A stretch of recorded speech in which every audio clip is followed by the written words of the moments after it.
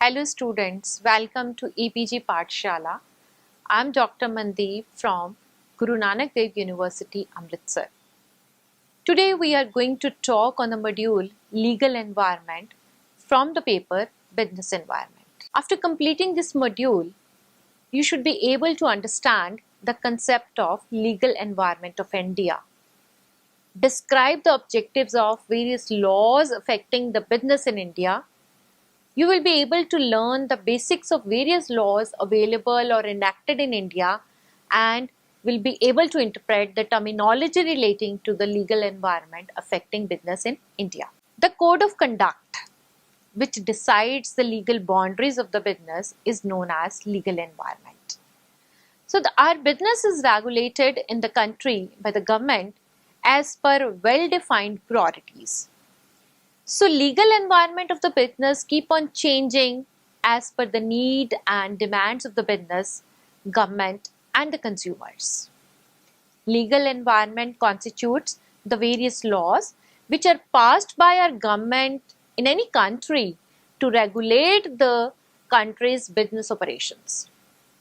All the decisions in the business are dominated by regulatory environment.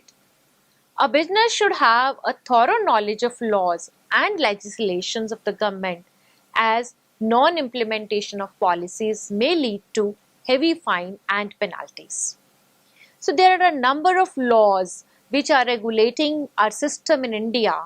Some of the laws which affect the business in a direct sense are mentioned. Industrial legislation affects a large number of industries, workmen and their families. Hence, a large population of the country is affected by industrial legislations. Traditionally, the employer used the policy of hire and fire to his workmen, but now the concept of master and servant has changed. The employer may hire the employee but cannot fire at own will. The legislation protects the rights of the employees. Industrialization in India or in any other country means factory system growth with employers and wage earners. Wage population migrated to industrial town due to the introduction of factory system, and the society faced labor problems which need solution. Earlier, the workers were illiterate and unaware of their rights, and the employer's socio-economic status was above the employees. Hence, the workers could not dictate their terms and conditions relating to the working hours, wages, leave, etc. To promote the social justice, there was a need of equitable distribution of profit. So the another objective was to provide protection to their health against harmful effects. Some of the labor laws are like Workman Compensation Act 1923, which ensures that the compensation to be paid to the workers in case an injury is caused by accident during the course of employment. Act provide adequate protection to the workers from the losses by accident and improve employers' working conditions. In case of any injury to the workman due to the accident, the Act provides for the payment of compensation to certain class of employees. Another act relating to industry is the Trade Union Act 1926, which ensures better conditions of employment to the workers, and trade union concept has grown up. In any industry, labor and capital contribution is very essential. To secure better amenities, privileges, and working conditions to the labor through collective bargaining, strikes, and mutual insurance are used as the tools. Another one is Employees State Insurance Act 1948. That is to ensure the social security to workmen. It aims to provide economic and social justice to the poor labor class and extend to the workers of every factory and industry. Minimum Wages Act 1948 prevents exploitation of labor and aims to fix minimum wages which an employee must get. It protects the ignorant, less privileged, and less organized workers to be protected from the capitalist. Minimum wages ensures the physical need of the workers to keep them above the starvation level and provide certain level of educational, medical requirements, etc. Apprentice Act 1961 regulates the training of apprentice in an industry. Act was passed to ensure a systematic training program for the skilled labor and provide facilities to ensure training as per the programs. Next comes the Factories Act 1948, which clearly deals with the provisions of health, welfare, and safety of the workers. As per the Act, there must be cleanliness in the factory and the precautions to be taken for accumulation of dirt, and it should be removed daily. Every workroom floor is to be cleaned regularly, and the promotion of human conditions at workplace, securing full employment to the workers and welfare of the people are covered in the Act. The last act under labor legislation is Industrial Dispute Act 1947, which was passed with the objective to maintain industrial relations through industrial peace and economic justice. If there are good relations between management and labor due to the absence of disputes, then there will be positive influence on the production. It will promote smooth growth of the industry. Hence, industrial peace can be maintained through the legislation for industrial relations. Now, coming to taxation laws, there are two types of taxes. We all know, that is direct taxes and indirect taxes. Direct taxes are those taxes which are directly charged from the person who is availing the benefit of the product, while the indirect taxes are those taxes which are passed ultimately to the consumer of goods but collected from the seller or importer or producer, etc. Income tax and wealth tax are direct taxes, while central excise duty, custom duty, central sales tax, VAT, service tax are indirect taxes. Now, first of all, we shall talk about direct taxes. Income Tax Act 1961 provides for the administration, levying, collection and recovering of income tax in India. To replace Income Tax Act 1961 and Wealth Tax Act 1956, Government of India drafted a statute named as Direct Tax Code. Income of the person who is resident in India during the previous year is chargeable under Income Tax Act. There are 5 heads of income known as income under the head salaries, income under the head house property, then capital gains, income under the head business or profession, and the 5th one is income from other sources. The indirect taxes. First of all, Central Sales Tax Act 1956 is an indirect tax and is chargeable by central government from the registered dealer on taxable turnover of interstate sale of goods. That is, when the goods move from one state to another, or import and export of goods are not covered under this act. Secondly, Customs Act 1962. It's a law relating to the custom duty to be charged on import or export in the country and is levied by the central government. It contains the provisions for duty chargeable on cargo exports, postal articles, and baggage, etc. It also imposes restrictions on imports and exports. Smuggling activities are prevented by the central government through this particular act.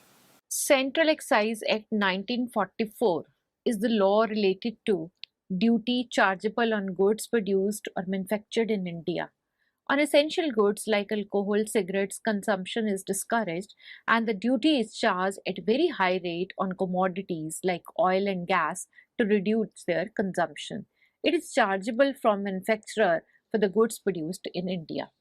Value Added Tax 2005 is a tax on sale and another form of sales tax. During sales of the goods, it is charged at the different stages of transactions and paid on purchases by the buyer.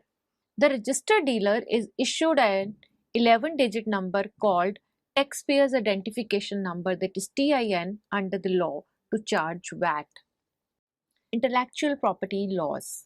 Human intellect and human mind creation is called intellectual property. It is a hidden property which means to accumulate wealth. Intellectual property has a fear of piracy and covers two branches, that is industrial property, for example patents, trademarks, industrial designs, etc., whereas the copyrights covers writing rights, musical works, dramatic works and photographic works, etc. Patent Act 1970. It grants a privilege or authority to one or more individuals in property which is approved by the government. The government provides an exclusive monopoly for the limited period of time for an invention which is called patent. For the invention, exclusive rights can be enjoyed by the inventor. The government encourages research by innovation, encouragement to promote technological, industrial, and economic development in the country. Patentee is the owner of the patent who can deal with the property in the same manner as the owner of any other movable property. Next comes Trademarks Act 1999. It is related to the fact that a consumer may be cheated when purchasing a commodity, presuming to be original, which is of substandard. The reputation of the trader may also suffer. So, to protect the interest of the consumer and trader, a symbol is marked on the origin of the goods. Such symbol is known as trademark. The trademark may be a brand, a symbol, a letter, which can be represented graphically and may include combination of colors and packaging. Trademark ensures quality of the product and it identifies the product at origin. Copyrights Act 1957. According to this, copyright is a special kind of intellectual property. This right is acquired with a person as a result of intellectual labor, which is called copyright. It protects the work, labor, skill of the person, which is in the nature of musical, dramatic, or literate work, or maybe artistic sound recording work, etc. Another type of law which affect our business, especially in India, is the banking and insurance laws. Indian banking and insurance sector had undergone a bigger change in the last few years, especially after 1991. A bigger amount has been invested in India in the banking and insurance sector in the form of FDI, that is foreign direct investment, because it has been open to them. Although banking and insurance sector is entrusted with the safety of funds of the general public and even of the government institutions, many reforms have been introduced in both the sectors. In the era of globalization, these sectors need a proper regulation. The related laws are Banking Regulation Act 1949, which is, as the name suggests, related to banks and public service institutions which deal in the funds of the public. So the Banking Regulation Act contains various provisions relating to capital of the banks, businesses which are prohibited to the banking companies, liquid assets, banking licenses, new branches of the banking, opening, loans and advances, etc. Successful banking venture depends upon the position of liquidity. So before the commencement of the business, a banking company requires a license from Reserve Bank of India and RBI inspects that whether the position of bank is good to pay the depositors at present or in future. RBI grants prior permission to the banking companies for opening new places of businesses in India and abroad. So banking company can wind up business like any other company if it is unable to pay debts or otherwise. Then we talk about Insurance Act. Insurance Act 1938 is the law related to insurance, and Insurance Regulatory Authority of India is the regulatory body which makes and supervises the development of insurance sector. Insurance is an agreement between two parties. The person who takes protection pay premium is called the insured, and the person who agrees to compensate for the loss is known as insured.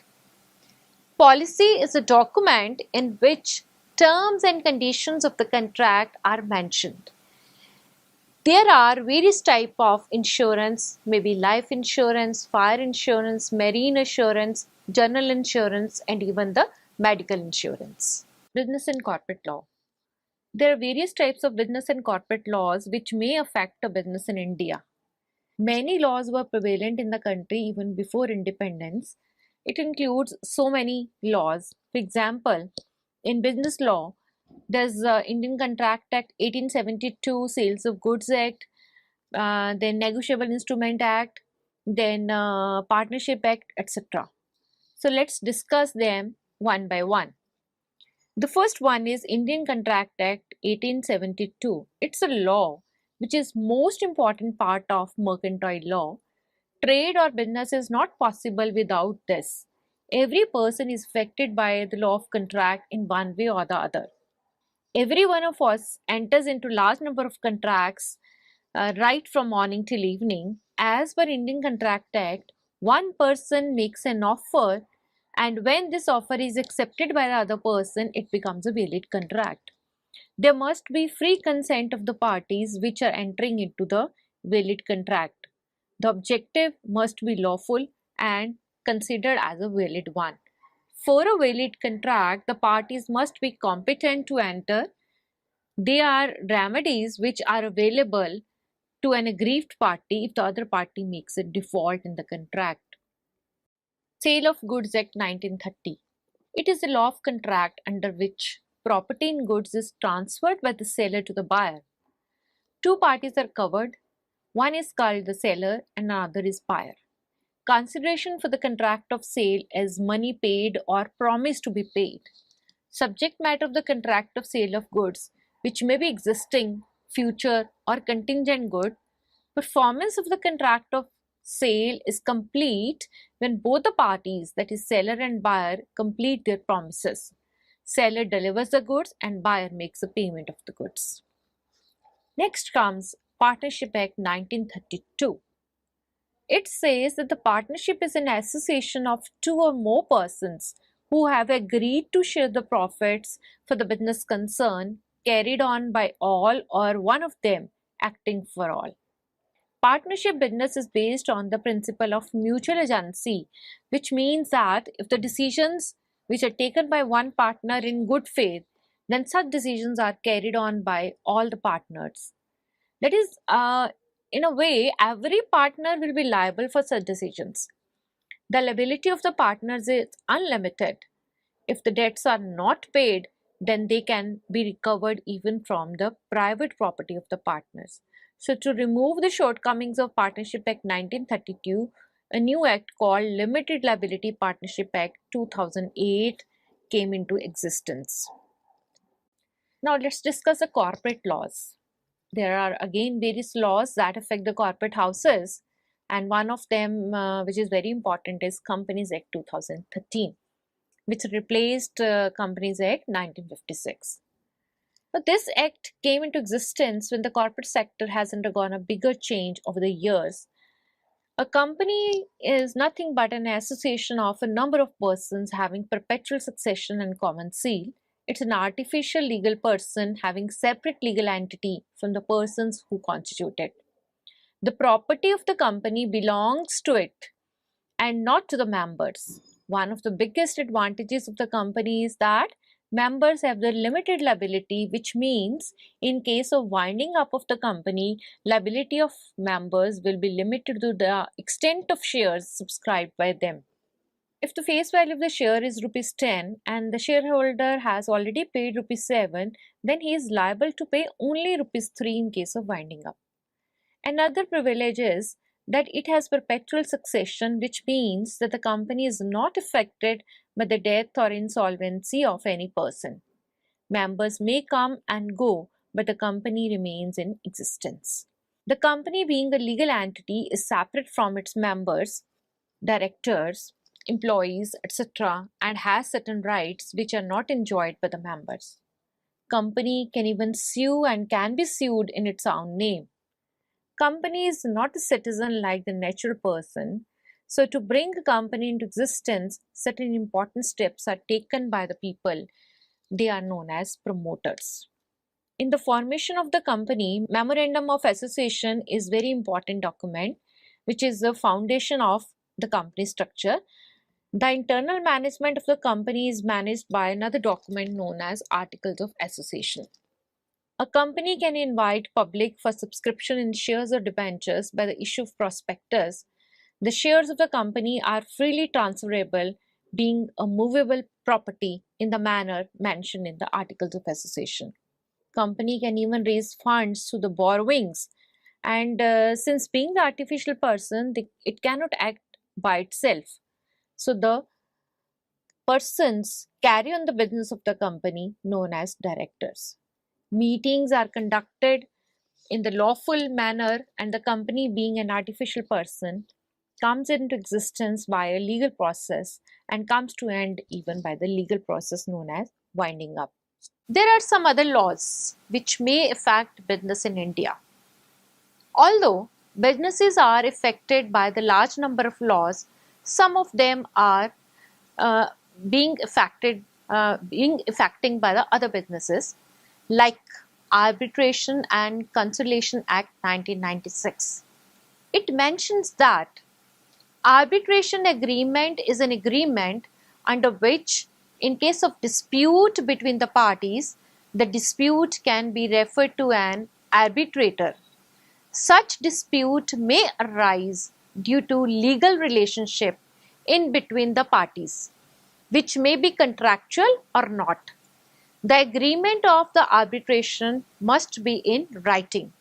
The parties should sign it, and record of agreement may be through different means of communication like telegrams, telex, or exchange of letters. The number of arbitrators to be appointed by the parties is as per their will, but such number cannot be an even number. If the parties fail to determine the number of arbitrators, then the arbitral tribunal will be the sole arbitrator. On the death of the party, arbitration agreement will not be discharged. In such a case, it will be enforceable by or against the legal representatives of the deceased.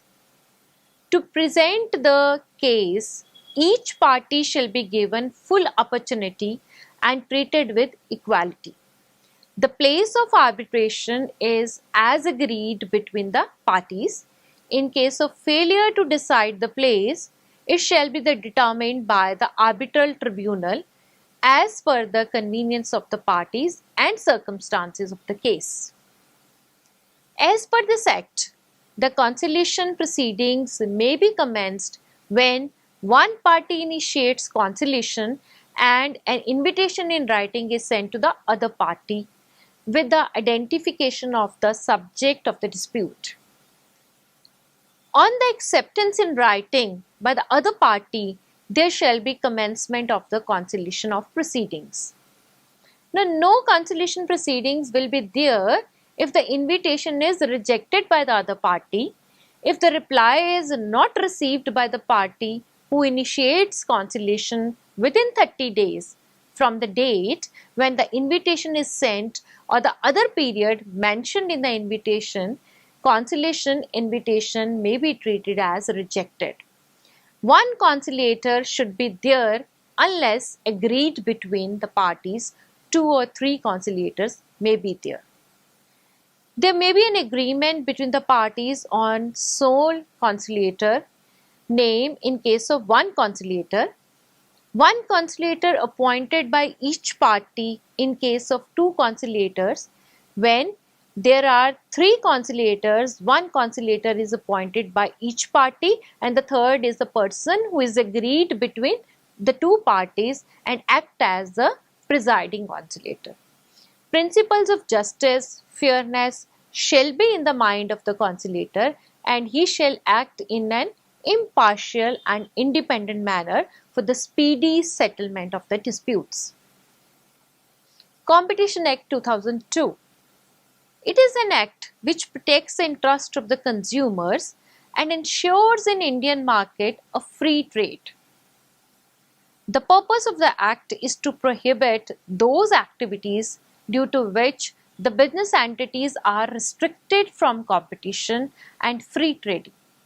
The entrepreneurs are provided an opportunity to compete in the market and ban the monopoly situation.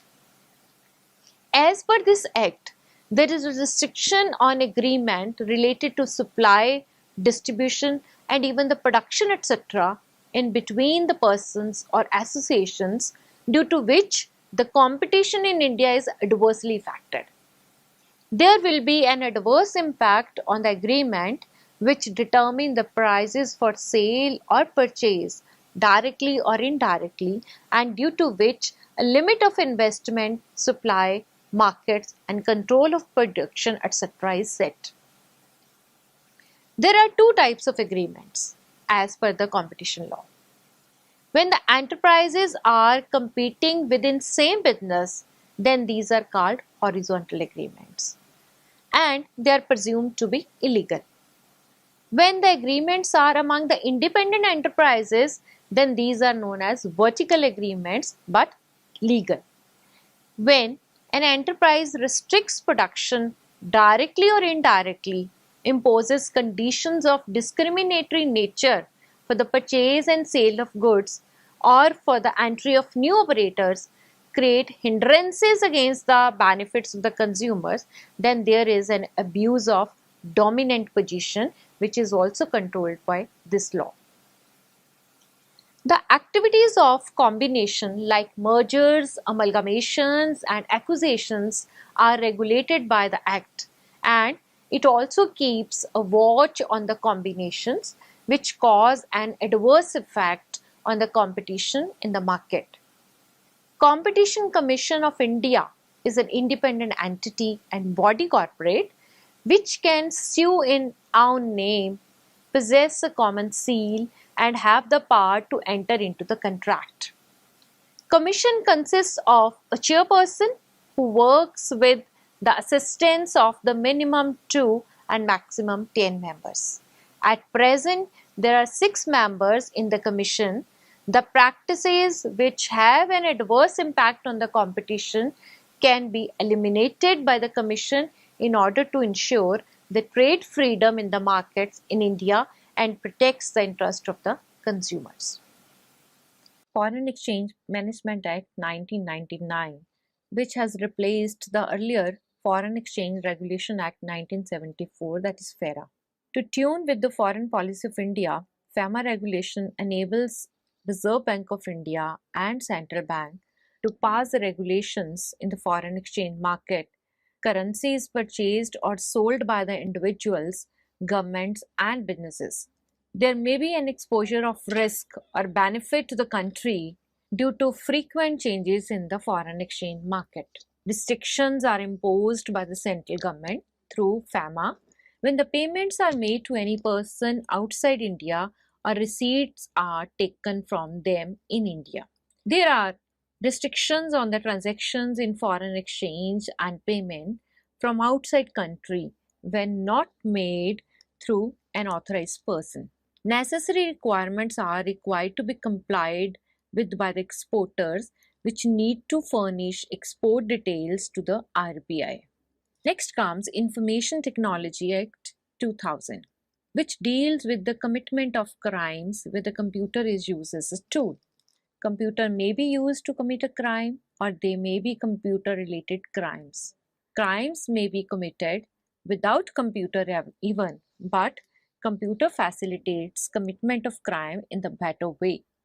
For an electronic governance legal framework, it is provided in the Act that digital signatures and electronic records are recognized by the Act. Cyber crimes and penalties are also prescribed.